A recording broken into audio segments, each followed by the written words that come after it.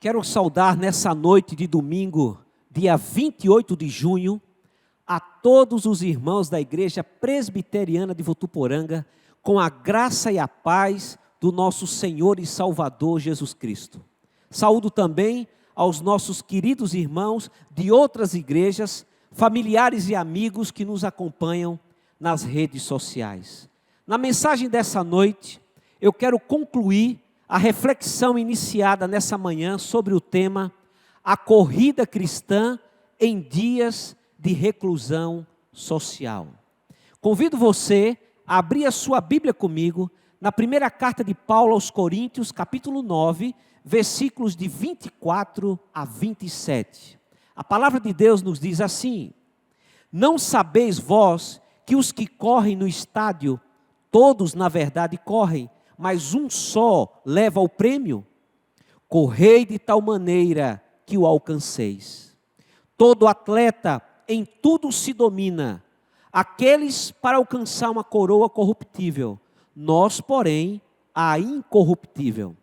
Assim como também eu, não sem meta, assim luto, não como desferindo golpes no ar, mas esmurro o meu corpo e o reduzo à escravidão, para que, tendo pregado a outros, não venha eu mesmo ser desqualificado. Feche seus olhos, reclina a sua face e nós vamos orar juntos nesse instante. Amado Deus, querido Pai Celestial, estamos diante da Tua palavra nesse momento, reunidos em família na noite deste dia, dia de domingo, dia do Senhor, para prestarmos a Ti esse culto que só o Senhor é merecedor.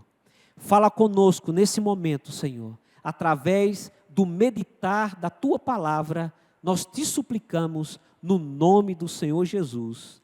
Amém.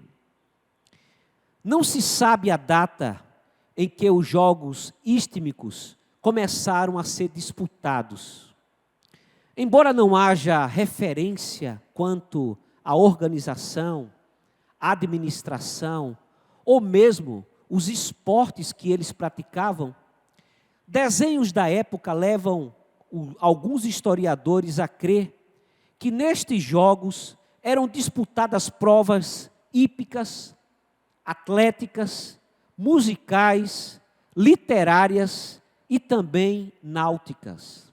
A partir de 580 a.C., os concursos de poesia e música passaram também a ser acessíveis às mulheres nessa época. E em um desses momentos, Píndaro, que era um grande poeta lírico, ele foi derrotado 5 vezes pela poetisa Corina. Isso está nos anais da história.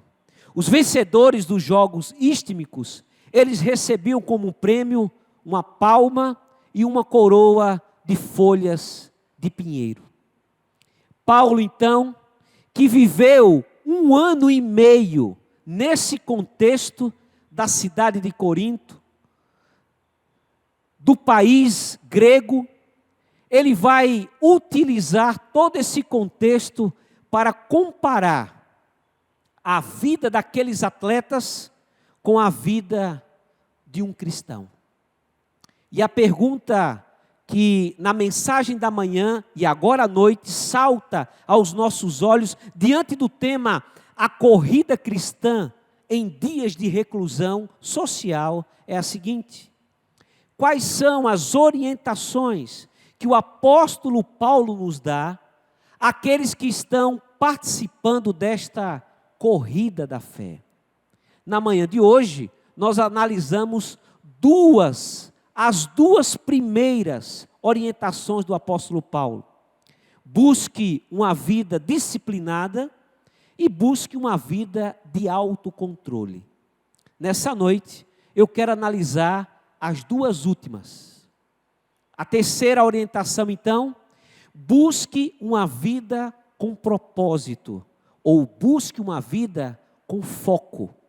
Versículo 26, diz o apóstolo Paulo: Assim corro também eu, não sem meta, assim luto, não como desferindo golpes no ar. O apóstolo Paulo, ele vem usando até esse momento a figura de um corredor. Agora ele traz e inclui na sua ilustração e na sua comparação a figura de um lutador. Ao soar do tiro, um atleta, ele sabe exatamente aonde ele quer chegar, aonde ele vai.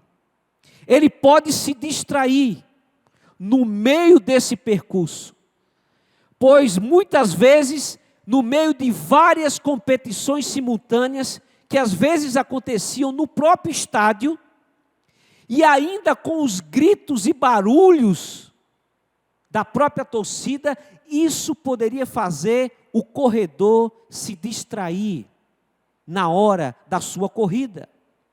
De igual modo, o lutador, ele está no meio de um barulho, mas o texto diz que ele não dá murros no ar.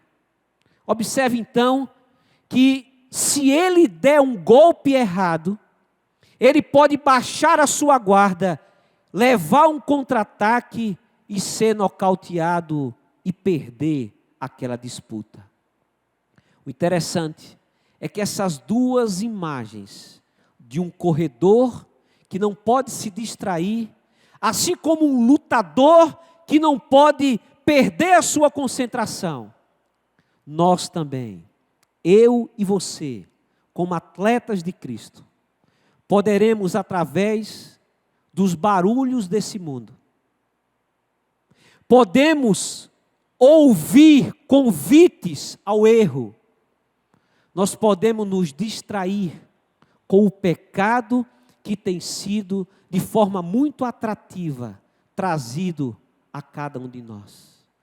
E por causa dessa preocupação, o apóstolo Paulo nos diz em Filipenses, capítulo 3, versículo 13 e 14, o seguinte: irmãos, quanto a mim, não julgo havê-lo alcançado, mas uma coisa eu faço, esquecendo-me das coisas que para trás ficam e avançando para aquelas que estão adiante de mim, eu prossigo para o alvo, para o prêmio da soberana vocação em Deus, soberana vocação de Deus em Cristo Jesus.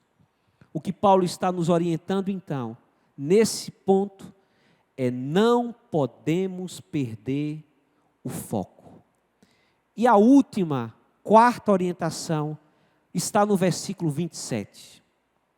Busque uma vida de integridade, mas esmurro o meu corpo e reduzo a escravidão, para que, tendo pregado a outros, eu mesmo não venha a ser desqualificado.